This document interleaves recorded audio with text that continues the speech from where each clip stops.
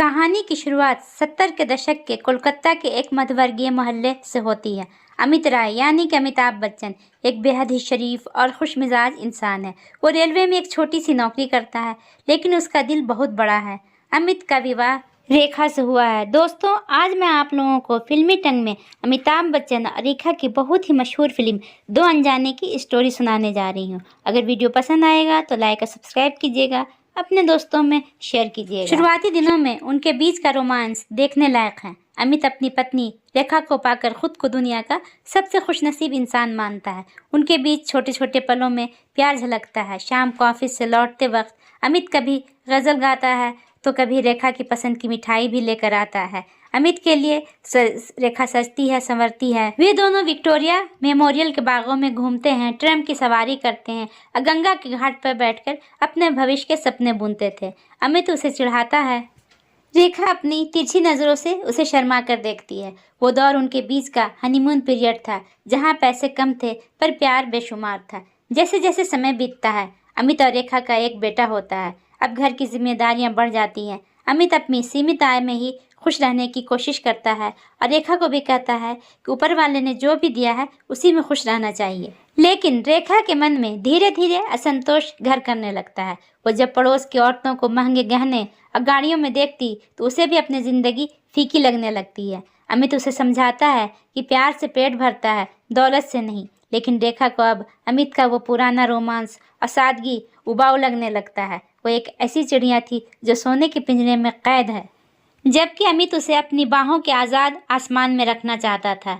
यह कहानी में रंजीत यानी कि प्रेम चोपड़ा का प्रवेश होता है। रंजीत अमित का दोस्त था, लेकिन उसका व्यक्तित्व अमित के बिल्कुल विपरीत था। वो चश्मा लगाकर सिगार पीता है और महंगी गाड़ियों में घूमता था। रंजीत ने पहले ही मुलाकात में रेखा की आंखों में छिपी भूख को पहचान लिया। रंजीत ने रेखा की खूबसूरती की झूठी तारीफों के पुल बांधना शुरू किए। उसने अमित के सामने ही रेखा को महारानी की तरह पेश किया। रंजीत उससे कहता, रेखा जी, आप जैसी हुस्न की मलिका को तो महलों में होना चाहिए। इस 2 कमरे में आप क्या कर रही हैं? इस छोटे से मकान में आपकी चमक फीकी पड़ रही है। अमित इसे दोस्ती समझ कर हंस देता, लेकिन रेखा के दिल में रंजीत के बातों में जगह बना ली थी। रंजीत और रेखा के बीच बढ़ती नज़दीकियाँ अब एक गहरे धोखे में बदल चुकी थी। रंजीत ने रेखा को यकीन दिलाया कि अगर अमित रास्ते से हट जाए तो वो उसे बॉम्बे ले जाकर बड़ा फिल्म स्टार बना देगा। लेकिन रेखा इसके लिए तैयार नहीं होती है। वो कहती है कि नहीं, हम जहाँ भी जाएंगे अमित के साथ जाएंगे।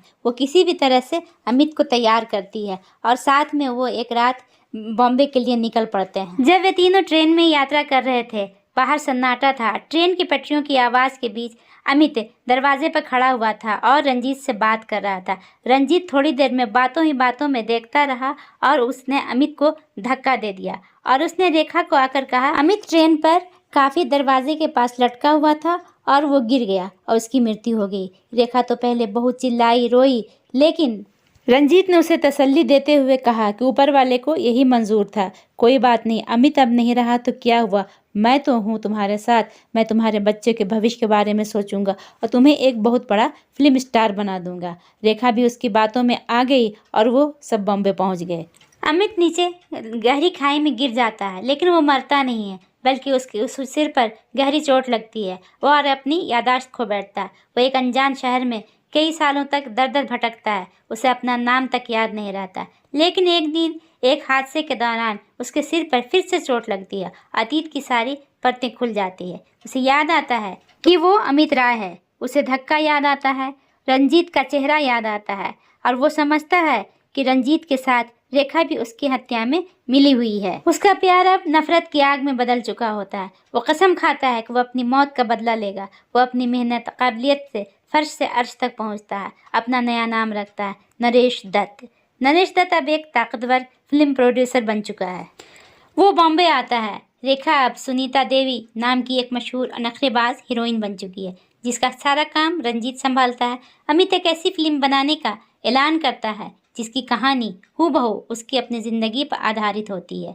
वो जानबूझकर सुनीता को फिल्म में साइन करता है। शूटिंग के दौरान अमित अपनी दाढ़ी और चश्मे के पीछे अपनी पहचान छिपाए रखता है। वो रेखा के साथ ऐसे सीन शूट करवाता है जो उसे उसकी पुरानी जिंदगी की याद दिलाते हैं। एक सीन में वो रेखा से वही गजरा लाने को कहता है जो अमित लाया करता था। रेखा कांप जाती है, उसे लगने लगता है कि ये कोई रूह उसका पीछा कर रही है। अमित उसे मानसिक रूप से तोड़ देता है। क्लाइमेक्स में अमित रंजीत को एक ऐसी कानूनी और आर्थिक जाल में फंसाता है जहां से निकलना नामुमकिन था। एक भव्य पार्टी के दौरान अमित सबके सामने अपना चश्मा हटाता है, अपनी असली पहचान जाहिर करता है। रंजीत डर के मारे कांपने लगता है और पुलिस उसे गिरफ्तार कर लेती है। रेखा अमित के चरणों में गिर कर रोती है। वो कहती है कि उसे कुछ नहीं मालूम कि क्या हुआ था। वो कहती है कि तुम तो ट्रेन पर से गिर गए थे और तुम्हारी मृत्यु हो गई थी। तो अमित कहता है कि ये सारी चीज़ें तुम्हें किसने बताई थी? रंजीत ने बताई थी। रेखा कहती हाँ, और तुमने इसे सच मान लिया। अमित का दिल अब पत्थर हो चुका था। वो रेखा को छोड़कर अपने बेटे को लेने फादर के पास चला जाता है। रेखा उसके पीछे पीछे दौड़ती जाती है। फादर से कहती है उन्हें मेरे बेटे को ले जाने से मना कीजिए। मेरा सब कुछ लूट चुका है। मेरा बेटा ही मेरा सहारा है। मैं उसके बगैर कैसे जी पाऊंगी? फादर कहते हैं आप भी अमित के साथ जा सकती हैं। अमित करती रेखा उसके पीछे दौड़ती है और अमित के पास जाती है। अमित कहता है कि हाँ, आज भी मैं तुमको उतना ही प्यार करता हूँ, लेकिन तुमने जो किया है वो कभी मैं भूल नहीं पाऊंगा।